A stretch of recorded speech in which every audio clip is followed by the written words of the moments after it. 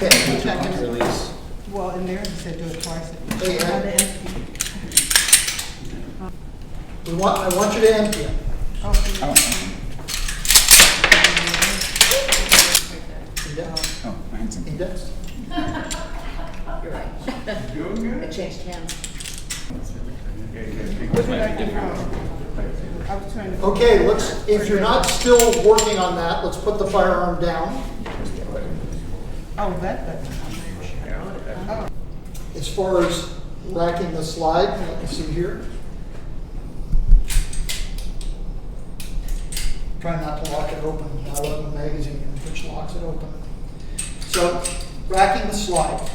If you're having a hard time racking the slide, you saw the way they recommended on the video. Here's the way I recommend. I recommend putting this arm firmly against you like this, holding the weapon. Can you see me? Holding the weapon. And I'm cheating because I've got a red dot on this one. And then I recommend you push with the other arm forward. Okay? So that you're not trying to use all your muscles in your upper body by using both hands. Okay? So concentrate on gripping with this one and pushing with the right one if you're right-handed.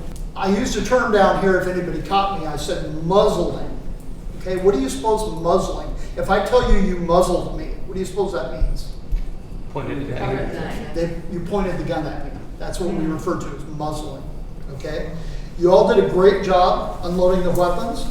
I assumed you would pop the magazines out by using the button. And then I assumed I'd probably have to take you through racking the slide. But I think people heard other people doing it down the line. And suddenly y'all were racking the slides. So you got it. It was great.